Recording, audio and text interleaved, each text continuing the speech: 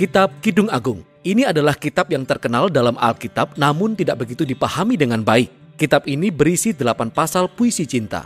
Meskipun terdapat bagian pendahuluan dan kesimpulan, kitab ini tidak memiliki rancangan sastra yang baku. Itu karena kitab ini merupakan koleksi puisi-puisi.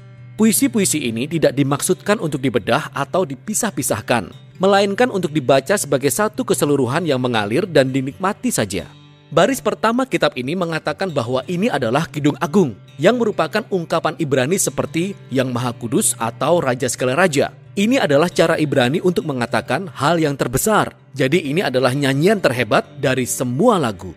Kemudian kita temukan di baris pertama bahwa Kidung Agung ini berasal dari Salomo, yang bisa berarti bahwa dia adalah penulisnya.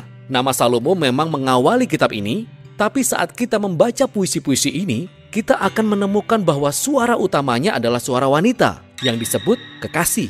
Dan sementara juga ada suara laki-laki, tapi sepertinya itu bukan Salomo. Nama Salomo disebutkan beberapa kali dalam puisi, tapi dia tidak pernah menjadi pembicara, dan kita harus mengakui Salomo adalah kandidat yang sangat aneh untuk menjadi penulis kitab ini. Mengingat bahwa dia memiliki 700 istri. Bagi pasangan kekasih di kitab Kidung Agung, mereka adalah satu-satunya di dunia untuk memiliki satu sama lain. Jadi dari Salomo mungkin berarti dalam tradisi hikmat Salomo. Dia dikenal karena hikmatnya, puisinya, dan kesukaannya untuk belajar tentang setiap bagian kehidupan. Dan Salomo menjadi bapak dari sastra hikmat di Israel. Maka warisannya terus dilanjutkan di sini melalui kumpulan puisi cinta yang mengeksplorasi pengalaman manusia akan cinta dan hasrat seksual. Puisi pembuka mengenalkan kita pada tema dasar kitab ini. Kita mendengar suara wanita muda yang jatuh cinta pada seorang pria, seorang gembala. Saat ini dia belum menikah dengannya, tapi sangat jelas bahwa mereka sudah bertunangan dan tidak sabar untuk hidup bersama. Dari pendahuluan, puisi-puisi itu mengalir bolak-balik dari suara wanita itu kepada si pria, bergeser dari satu adegan ke adegan lain tanpa urut-urutan atau alur cerita yang jelas. Puisi-puisi itu bergerak dalam siklus simfoni dan gambar dan gagasan utama yang diulang-ulang dan berkembang. Jadi, salah satu tema dasar yang menyatukan semua puisi ini adalah hasrat menggebu pasangan ini terhadap satu sama lain, yang diungkapkan melalui pencarian dan penemuan mereka yang terus-menerus. Jadi setelah puisi pembukaan, mereka berpisah, tapi dalam pencarian satu sama lain. Jadi wanita itu memanggil atau dia akan terbangun dari mimpi dan pergi mencari kekasihnya. Dan lebih dari sekali mereka akan saling bertemu, mereka saling berpelukan. Dan kemudian tepat saat segala sesuatunya menjadi mulai agak intim, adegannya tiba-tiba berakhir. Dan adegan baru akan dimulai. Mereka berpisah, saling mencari, dan terus seperti itu. Tema lain yang berulang adalah kebahagiaan atas ketertarikan fisik pasangan ini terhadap satu sama lain. Jadi, beberapa kali mereka akan berhenti sejenak dan menggambarkan satu sama lain dengan metafora yang rumit. Dan ini sangat membantu untuk mengetahui bahwa gambaran dan metafora dalam puisi Ibrani ini tidak bersifat visual. Jika kita mencoba membayangkan orang-orang ini berdasarkan metafora di kitab ini, kita akan berakhir dengan sesuatu yang terlihat sangat-sangat aneh. Apa yang sebaiknya kita lakukan adalah merefleksikan makna gambar-gambar ini karena berhubungan dengan pria dan wanita. Jadi kita akan dibawa ke dalam siklus puitis ini dan ketegangan akan terus terbangun. Dan keinginan, kegembiraan dan ketertarikan mereka dan pengulangan spiral ini adalah cara puitis untuk meningkatkan dan memusatkan perhatian pada misteri dan kekuatan cinta seksual. Semuanya menjadi jelas di bagian kesimpulan yang merupakan jeda untuk meringkas isi puisi-puisi ini sebenarnya. Cinta kuat seperti maut, kegairahan gigih seperti dunia orang mati.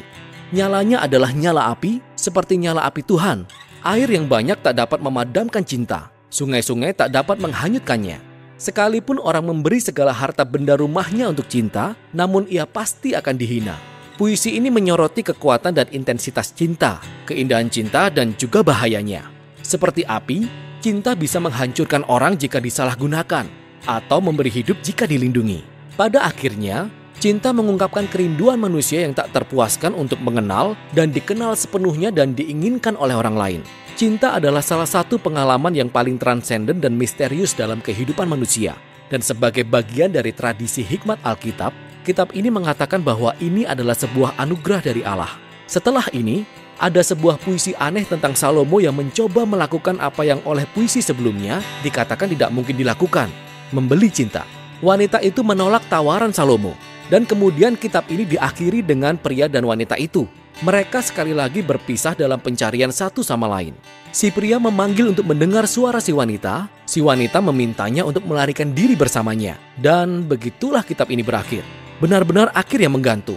Tapi itu sangat mirip cinta, yang tidak pernah benar-benar bisa disimpulkan karena selalu ada lebih banyak untuk ditemukan dan dikejar dari kekasih kita. Jadi cinta sejati tidak memiliki sebuah akhir. Begitu juga dengan kitab ini. Sekarang di sepanjang sejarah, pertanyaan besar yang diajukan oleh Kidung Agung adalah, mengapa ada puisi cinta di dalam Alkitab? Ada 3 interpretasi utama kitab ini di sepanjang sejarah. Dalam tradisi Yahudi, kitab ini telah dibaca sebagai alegori. Setiap tokoh merupakan simbol. Jadi wanita itu adalah Israel, pria itu adalah Allah. Dan cintanya adalah simbol perjanjian antara Allah dan Israel yang dibuat di Gunung Sinai dan pemberian Taurat. Pandangan ini merasuk ke dalam tradisi Kristen, namun tokohnya berganti. Jadi ini tentang kasih Kristus bagi umatnya, yaitu gereja. Dan penafsiran ini diilhami oleh kata-kata Paulus dalam Efesus 5, bahwa cinta seorang suami Kristen untuk istrinya adalah simbol kasih Kristus bagi gereja. Yang menarik adalah bahwa dalam 100 tahun terakhir, penemuan arkeologi di antara tetangga kuno Israel dan Mesir serta Babel telah menghasilkan banyak jenis puisi cinta kuno yang bahasa dan gambarannya sangat mirip dengan Kidung Agung.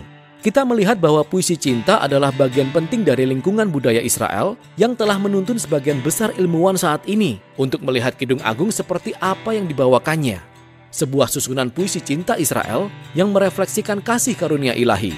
Tapi, bukan berarti itu hanya sekedar puisi cinta yang kuno. Ada ciri utama puisi-puisi ini yang menonjol saat kita membacanya sebagai bagian dari perjanjian lama. Dan itu adalah penggunaan gambaran taman yang luar biasa. Ada gema yang kuat dari Taman Eden dan pemandangan indah antara pasangan yang sudah menikah di pasal-pasal awal kitab Kejadian. Jadi gambaran laki-laki dan perempuan yang telanjang dan rentan, tapi benar-benar menyatu dan aman dengan satu sama lain. Inilah yang bergema di latar belakang Kidung Agung. Seolah-olah dalam puisi ini, kita menyaksikan cinta dari pasangan yang hubungannya bersih dari egoisme dan dosa.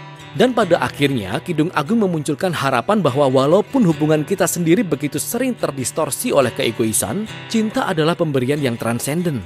Dan itu dimaksudkan untuk mengarahkan kita pada sesuatu yang lebih besar, yaitu pemberian kasih Allah, yang suatu saat akan menembus dan mengubah dunia kesayangannya. Dan itulah isi kitab Kidung Agung.